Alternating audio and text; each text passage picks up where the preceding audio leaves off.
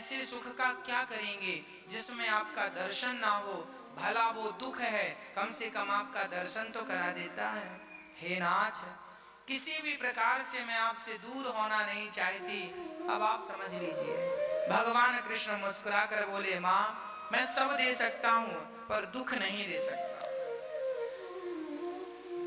कई बार आप लोग ये प्रश्न करते हैं, भगवान ने बड़ा दुख दिया, बड़ा दुख, भगवान ने दुख दिया। अरे भगवान किसी के दुश्मन नहीं है, भगवान किसी को कोई दुख नहीं देते। फिर ये दुख क्या है? हमारे अपने कर्मों का फल हमें दुख के रूप में मिलता है। बुरे कर्म करते हैं उसका परिणाम दुख मिलता है, अच्छे कर्म करते हैं उसका परिणाम सुख मिलता है। हमारे परिणाम अच्छे बुरे कर्मों के ही सुख और दुख के रूप में परिणत होते हैं। भगवान किसी को दुख में नहीं डालते, ना दुख देते हैं। एक सज्जन ने बड़ा अद्भुत प्रश्न कर दिया, बोले महाराज जी एक बात बताइए, हम सुनते आए हैं कि भगवान की मर्जी के बिना पत्ता नहीं हिलता। यदि सब कुछ भगवान करते हैं तो क्या चोरी करने वाला चोर, क्या वो भी भगवान की मर्जी से होती है?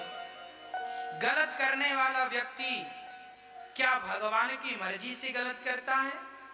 यदि सब भगवान की मर्जी से हो रहा है तो फिर आज संसार में ये जो दुख व्याप्त है, क्या ये भी भगवान की मर्जी से है? हमने उत्तर दिया, भैया इस प्रश्न का उत्तर समझने के लिए एक छोटी सी कहानी सुननी पड़ेगी। एक व्यक्ति है, उसके पास एक बढ़िया सी गाड़ी है, 4 चक्के की। उसका एक ड्राइवर है। मालिक ने अपने ड्राइवर से कहा, जाओ गाड़ी लेकर रेलवे स्टेशन जाओ, वहां से हमारे यात्री आए हैं रिश्तेदार, उनको लेकर आओ। मालिक की इच्छा से गाड़ी चलती है। मालिक बोलता है गाड़ी रेलवे स्टेशन जाओ लेकर, तो ड्राइवर रेलवे स्टेशन जाता है। मालिक बोलता है गाड़ी लेकर एयरपोर्ट जाओ, तो एयरपोर्ट जाता है। मालिक बोलता है गाड़ी लेकर बाजार जाओ, फलाना सामान लेकर आओ। गाड़ी चलती है पर मालिक की मर्जी से। आज ड्राइवर गया रेलवे स्टेशन के लिए, रास्ते में उसका बैलेंस बिगड़ा और गाड़ी ले जाकर गहरी सी खाई में गिर गई, गड्ढे में गिर गई। अब बताओ, गाड़ी हमेशा मालिक की मर्जी से चलती थी। जहां मालिक, गाड़ी का मालिक बोलेगा गाड़ी यहां जानी है सो गाड़ी वहीं जाएगी। पर आज गाड़ी गड्ढे में गिर गई तो इसका जिम्मेदार कौन है? मालिक जिम्मेदार है, गाड़ी का मालिक, या ड्राइवर जिम्मेदार है? प्रश्न आपसे मेरा, कौन जिम्मेदार है? मालिक जिम्मेदार है? नहीं, ड्राइवर जिम्मेदार है। हाँ, क्यों? क्योंकि ड्राइवर के पास ब्रेक भी था और गाड़ी चलाने का सेंस भी था, समझ भी थी। तुमने ठीक से गाड़ी क्यों नहीं चलाई? समय पर ब्रेक क्यों नहीं दबाया? समय से गाड़ी कंट्रोल क्यों नहीं की? अब गाड़ी खाई में चली गई, एक्सीडेंट हो गया, उसका जिम्मेदार मालिक नहीं होगा, उसका जिम्मेदार ड्राइवर होगा। उसी प्रकार ये संसार परमात्मा रूपी मालिक का है। ये संसार परमात्मा रूपी मालिक से चल रहा है, पर हम सभी ड्राइवर हैं। ये संसार भगवान का है, वही चला रहे हैं अपने ढंग से, पर आप और हम ड्राइवर हैं। हमारे पास सोचने, समझने और निर्णय लेने की क्षमता है। हमें पता है, कोई आपसे कहे कि कुएं में कूद जाओ तो क्या आप कूदेंगे? आपको पता है कि कुएं में कूदने से मेरा नुकसान है। आप मतलब आपके पास समझ है कि क्या सही है और क्या गलत है। आपके पास समझ ना होती तो जिम्मेदार भगवान होता। गाड़ी में ब्रेक ना होता तो मालिक जिम्मेदार होता कि मालिक ने गाड़ी को ठीक नहीं कराई तो ड्राइवर की क्या गलती, पर ब्रेक भी था, समय से ना लगाने से एक्सीडेंट हुआ। उसी तरह ये संसार भगवान की मर्जी से चलता है, पर आप लोग जो अपना निर्णय लेते हैं सही गलत पाप पुण्य करने का, वो निर्णय आपका है। उस निर्णय के जब आपने चोरी की तो क्या आपको पता नहीं था हम गलत कर रहे हैं? हर चोर को पता होता है ये गलत है। यदि चोर पागल होता और पागलपन में चोरी करता तो उसका पाप शायद भगवान को लगता, पर तुम्हें अक्ल है, समझ है, सूझबूझ है, क्या सही है क्या गलत है। तुम्हें पता है कि पेड़ काटना गलत है, फिर भी पेड़ काटे, जंगल काटे जा रहे हो, काटे जा रहे हो, तो क्या इसका जिम्मेदार भगवान होगा? नहीं, आपके पास समझ है, उसके जिम्मेदार आप हैं। आपने अच्छा किया तो समझ आपकी थी, बुरा किया तो समझ आपकी थी। आपके अच्छे और बुरे कर्मों का फल परमात्मा तुम्हें देता है सुख और दुख के रूप में। ईश्वर जिम्मेदार नहीं है। आज संसार में जो भी हाहाकार मचा हुआ है, आज जो भी त्रासदी मची हुई है, इसके जिम्मेदार ईश्वर नहीं है। अरे किसी के भी दुख के जिम्मेदार परमात्मा नहीं है और किसी के भी सुख के जिम्मेदार परमात्मा नहीं है। हर व्यक्ति अपने अच्छे कर्मों से अच्छा फल भोगता है, बुरे कर्मों से बुरा भोगता। अब प्रश्न ये खड़ा हो गया कि महाराज जी, जब कर्मों का ही फल भोगना है तो फिर भगवान की भक्ति क्यों करें? हम अच्छा करेंगे तो अच्छा मिलेगा, बुरा करेंगे बुरा मिलेगा। जब कर्मों का फल ही भोगना है तो फिर राम नाम क्यों जपें, भगवान की कथा क्यों सुने, भगवान का नाम जपने से क्या फायदा? तो सुनो, ये तो सच है कि हमारे अपने कर्मों का फल हमें मिलता है। इसके उत्तर के लिए भी एक छोटी सी कथा मैं आपको सुनाता हूं। एक गुरु जी के दो चेले थे। एक चेला सत्संग करता था, एक चेला वैश्या के घर जाकर उसका मुजरा देखता था। एक दिन मुजरा देखकर वो लौटा, वैश्या का नाच देखकर लौटा तो वहां सोने की थैली मिल गई, सोने से भरी थी।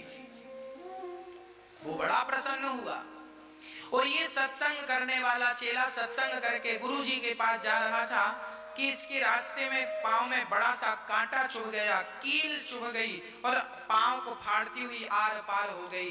लंगड़ाता लंगड़ाता वैद्य जी के पास गया, कील निकलवाई, दवाई लगाई और गुरु जी से कहा, गुरु जी मैं सत्संग करता था तो मेरे पांव में कील लगी और वो वैश्या के घर जाता था तो उसको सोने के सिक्के मिल गए। तब गुरु जी ने कहा, बेटा तुम नहीं जानते हो, तुम वर्तमान को जानते हो, तुम ना भूतकाल को जानते हो ना भविष्य को जानते हो। गुरुजी आप बताइए। गुरुजी ने कहा, बेटा उसे सोने की थैली मिली है ना, उसका पुण्य अधिक था पिछले जन्म का। आज के दिन उसे राजा बनना था, राजा को खजाने मिलने वाले थे इसको, पर इसने वैश्या के घर जा जा करके कुसंग कर करके अपना सारा पुण्य नष्ट कर लिया। तो इसका थोड़ा सा पुण्य बचा तो सोने के इतने से सिक्के मिल गए। और तुम्हें आज के दिन मृत्यु थी, आज तुम्हारे जीवन की लीला समाप्त होने वाली थी, पर तुम सत्संग करते रहे, सत्संग और भगवान से जुड़े रहे, जिसके कारण परमात्मा ने तुम्हारी मृत्यु को टाल करके और तुम्हारी मृत्यु को टालकर एक लोहे की कील में तब्दील कर दिया। तुम्हारे पांव में जो कांटा चुभा, कील चुभी, वो तुम्हारी मृत्यु थी, पर मृत्यु को परमात्मा ने एक छोटी सी कील के रूप में टालकर उसे समाप्त कर दिया। जब आप ईश्वर से जुड़ते हैं तो आपके जीवन की तमाम वो परेशानियां समाप्त हो जाती हैं, संकट समाप्त हो जाते हैं। भगवान से जुड़ने का अर्थ ये है अपनी सदगति करना। हम संसार के लोग संसार में फंसे पड़े हैं, उलझ रहे हैं। यदि इस उलझन से सुलझना चाहते हो तो भगवान का आश्रय लेना ही पड़ता है जीव मात्र को। अरे यात्राएं तो एक पांव से भी होती हैं, पर दूसरा पांव भी साथ दे तो क्या बात है। अरे बच्चे तो माँ के बिना भी जिंदा रह लेते हैं, पाल पोस के कोई ना कोई बड़ा कर देते हैं, पर माँ का प्यार मिले तो बात ही अलग है। उसी प्रकार भगवान के बिना भी जिंदगी जी जा सकती है, पर भगवान का चिंतन, भगवान के साथ जिंदगी जिया जाए तो क्या नुकसान है। भगवान के साथ जुड़कर चलोगे तो आपके जीवन का सारा काम आप नहीं स्वयं भगवान करेंगे। कहाँ अच्छा है कहाँ बुरा है, वो निर्णय देने की क्षमता भी ईश्वर प्रदान करेंगे। इसलिए भगवान की भक्ति इसलिए की जाती है कि जीवन में सदा भगवान हम सबकी रक्षा करते हैं। और भगवान 84 के चक्र से, भगवान के पास सबसे बड़ी चाबी है 84 के चक्र से बचाने की। नहीं हम जन्म पुनरपि जननम पुनरपि मरणम पुनरपि जननी जठरे शयनम भज गोविंदम गोविंदम भज मूढ़मते। यदि भगवान का चिंतन करेंगे तो 84 के चक्र से वो बचा लेंगे, अपने चरणों में पहुंचा देंगे। नहीं तो इस चक्र में घूमते रह जाएंगे, कई जन्म बीत जाएंगे। मां कुंती ने विपत्ति मांगी, प्रभु आपका स्मरण होता रहे, हे नाथ मैं आपको कभी भूलूं नहीं। उसके बाद पितामह भीष्म के पास भगवान गए और पितामह भीष्म ने भगवान को देखकर नेत्रों से आंसू छलकाए। वाह कन्हैया, मुझे विश्वास था तुम जरूर आओगे। और पितामह को देखकर भगवान हृदय से गदगद हो गए। पितामह भीष्म का दर्शन करते हैं और पितामह पांडवों को उपदेश करते हैं।